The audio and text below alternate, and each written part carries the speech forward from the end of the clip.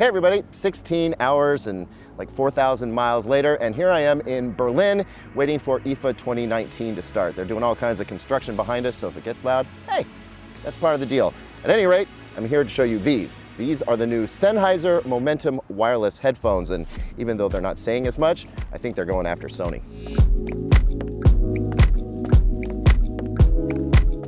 So we're pitting the Sennheiser Momentum Wireless, this is the third edition of these, I believe, against the Sony WH-1000xM3, because when I think of these headphones, I think of travelers. I mean, that's when I use them the most, so I'm gonna compare them in that light. And right off the bat, you can tell that the Sennheiser case is quite a bit more bulky. It doesn't collapse down any more than this when the headphones are in them.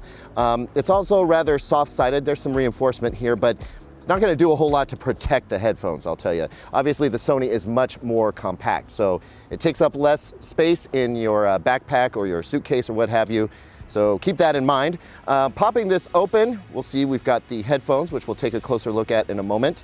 A couple of notable things here, USB-C to USB-C for charging, and that's a nice long, almost 3-foot cable with a little USB adapter, so you can plug it into a conventional USB port. And then there is a wire for wired playback with a little mini plug on the end there, so you can't use just a standard headphone cable for that.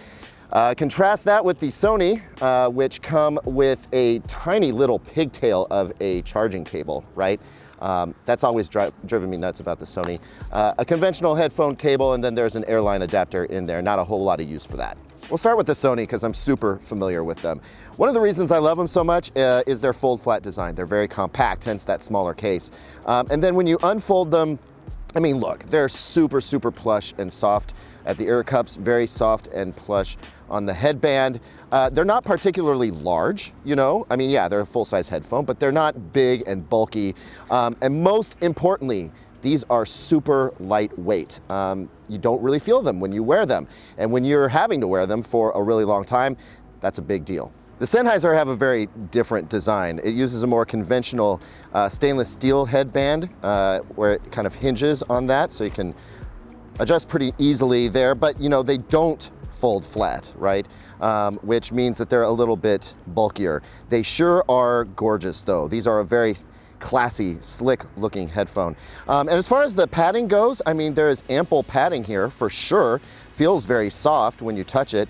Less so on the headband. We've got this sort of ribbed thing going on here, and there's not a whole lot of padding going on there.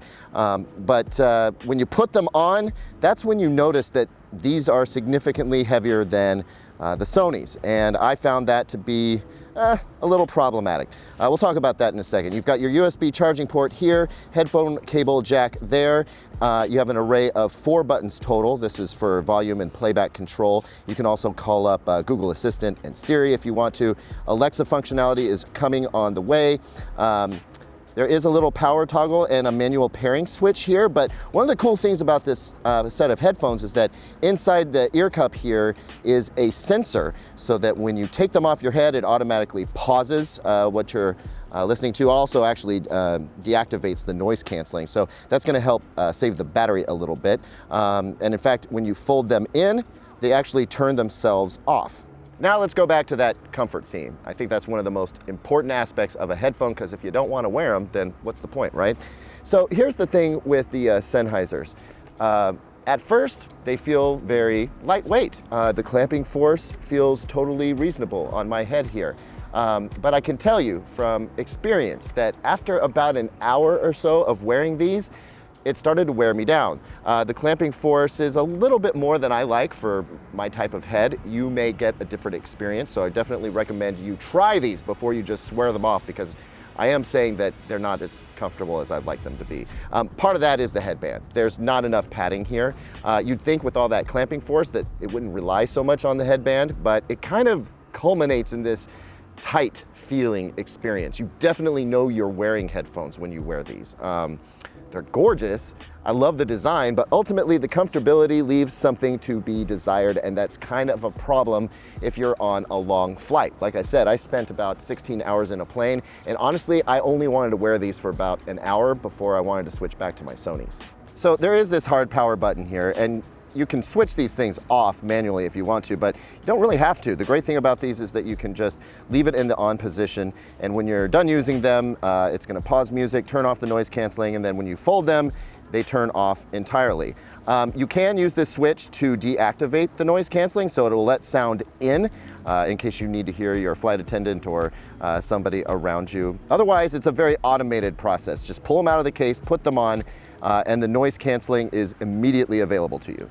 So yeah, let's dig into that noise canceling aspect. Look, the bottom line is Sony and Bose are still the masters at noise canceling. Nobody can touch them, not even Sennheiser and their amazing engineers. The Sennheiser Momentum Wireless do offer solid noise canceling for everyday situations. Here, I can put them on, drowns out the construction noise behind me, no problem. On the bus, fine. On the train, good. In an automobile, no big deal. But when you get on a plane, everything changes. See, the key to successful noise canceling is that it removes enough of the environmental noise that you actually can hear the sound of the headphones themselves, the quality of the headphones. Now, in everyday use, I can hear that Sennheiser sound quality. Oh my gosh, it's good. These things sound amazing. I've always been a fan of Sennheiser headphones. All the magic of Sennheiser's engineering is right here. They're balanced.